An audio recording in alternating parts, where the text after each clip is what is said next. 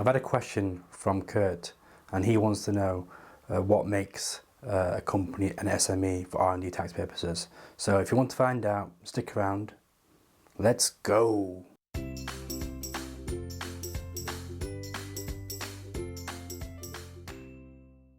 Welcome to the R&D Tax Show, where we help accountants, tax advisors and their clients claim R&D tax relief. I'm Tessin, the founder of GrowthPad, and we help companies claim R&D tax relief. So, as I said at the introduction, today we're going to talk about what company qualifies as an SME.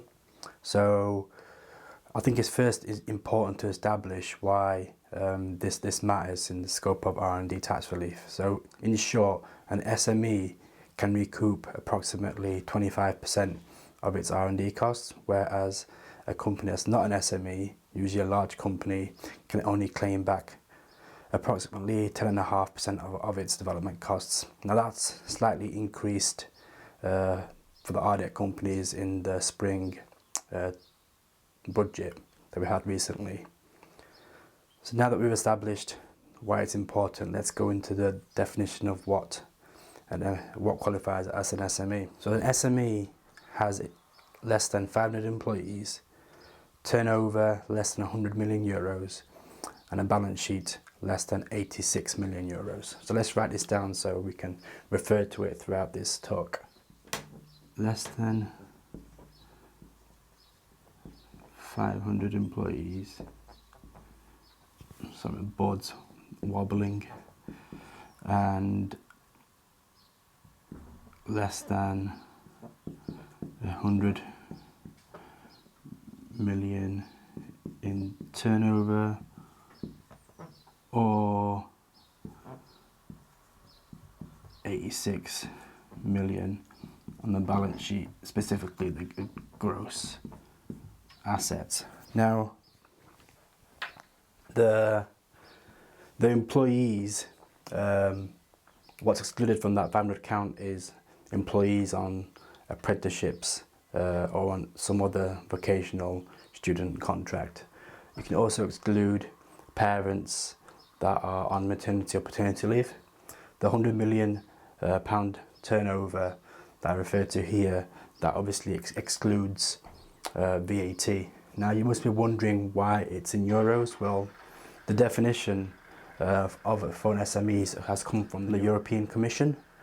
So we've used their definition. So when we're calculating our figures for this, what we'll need to do is convert these values from pounds into euros, and you can do that at the balance sheet date. This data, I'll refer to this as the accounting data throughout this show. It's just easier to refer to that way. So as an example, let's say company A is making a claim and it has employees of 450, turnover of 90 million and a balance sheet of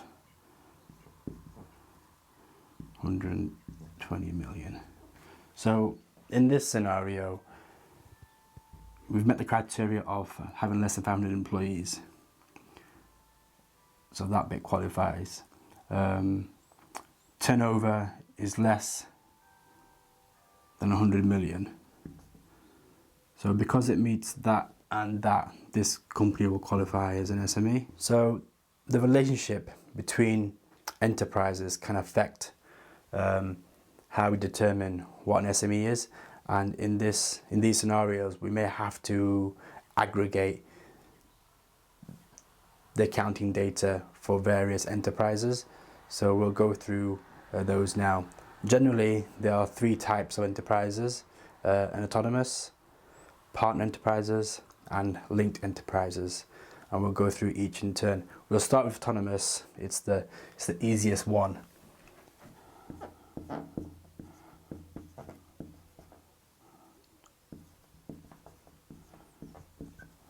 Blue's running out.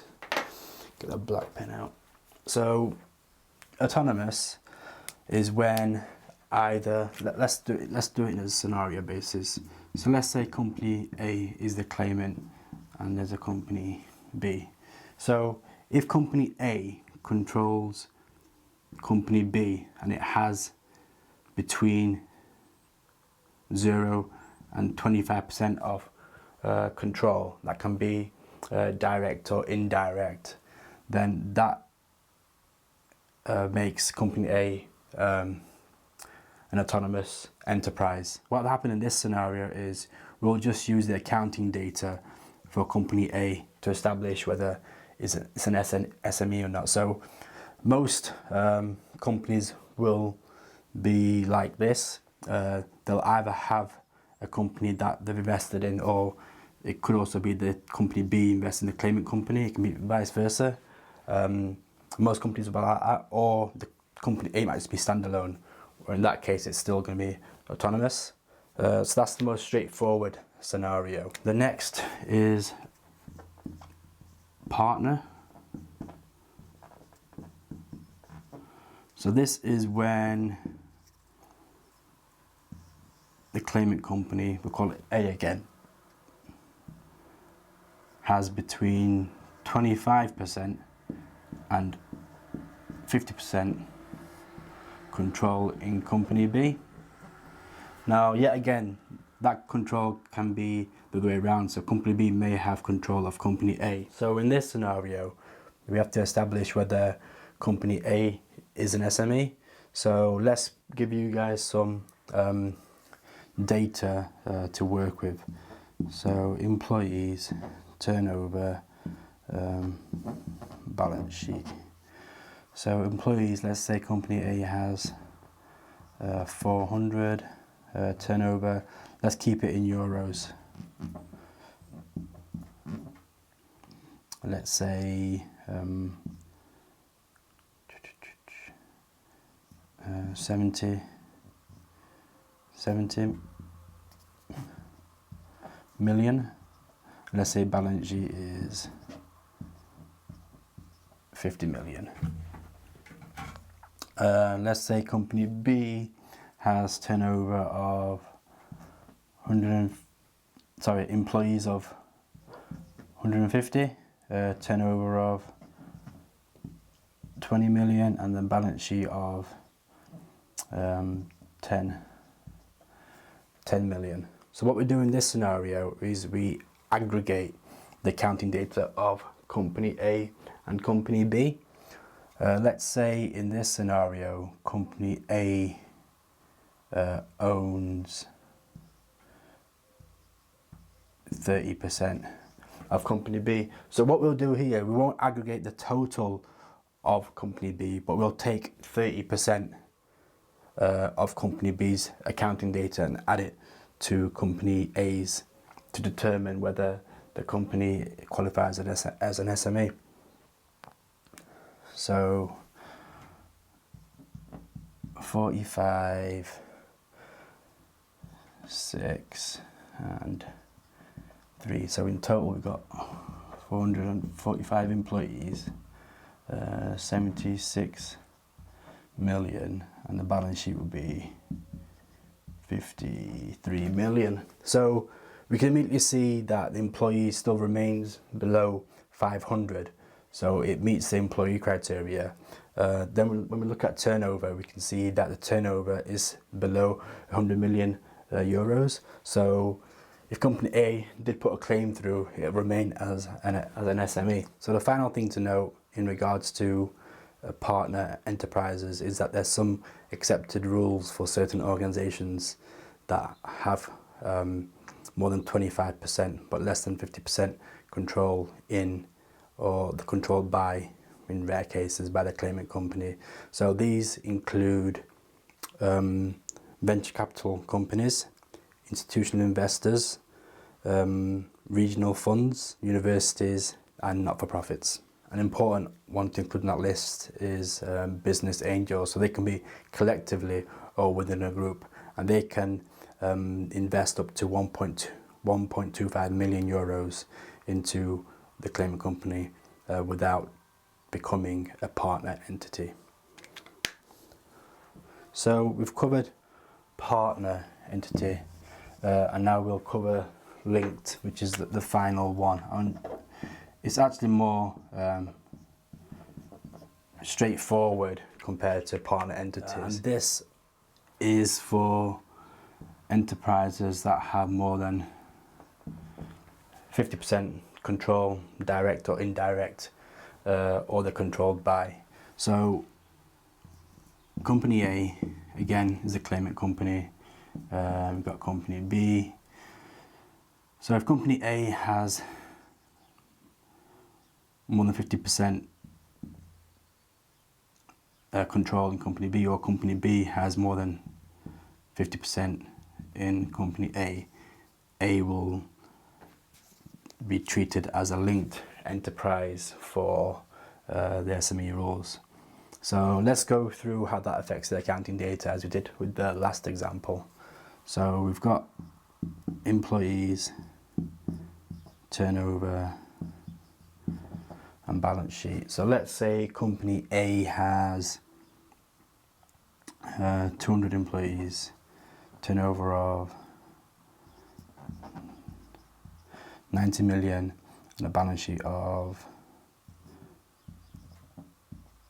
70 million. And company B has 150 employees, turnover of 15 million, and the balance sheet of 10 million. So for partner enterprises, what we did was we took a proportion of the ownership of A and B. So let's say in this example, A owns 70% of B. So what we did in the previous, we took 70% of the accounting data for B. But when a company is linked with another enterprise, we don't do that. We have to take the total amount of accounting data details of company B, irrespective of the actual control it has.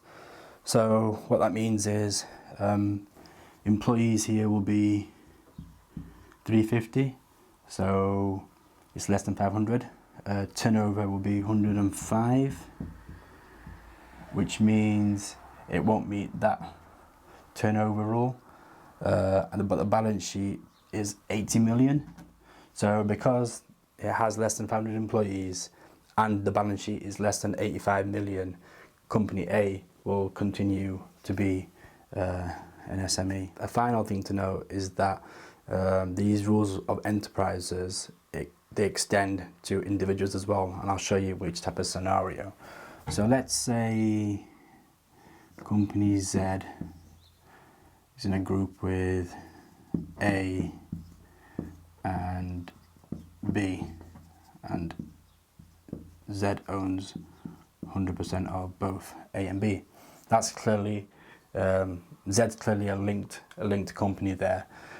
So when it has to determine whether it's an SME, it has to look at the accounting data for itself, also A and B. But under these rules, we have to kind of look through the ownership of Z. So let's say Mr. Y owns company Z, and Mr. Y, outside of this group structure, owns a sole trader. Let's call it T. If that sole trader is in an adjacent market with the claimant company, then you also have to include its accounting data with the claimant companies. So let's say Z was claiming. Z would now look at its own accounting data, A's, B's, and T's, but only if T is in the adjacent market to Z.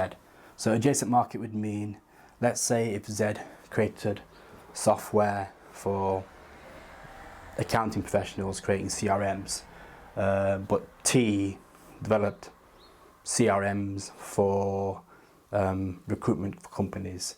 They're in adjacent markets, so you'd include it. But let's say T manufactured chemicals, they're clearly not in the same market. So in that scenario, you wouldn't include T's accounting data with the rest of these companies. So I hope that was helpful. I've covered the basics and slightly beyond the basics, and it does get more complicated, but the complexities are quite rare. So if you've got any questions, get in touch. Thanks for Kurt for the question, really appreciate it. Take care, bye.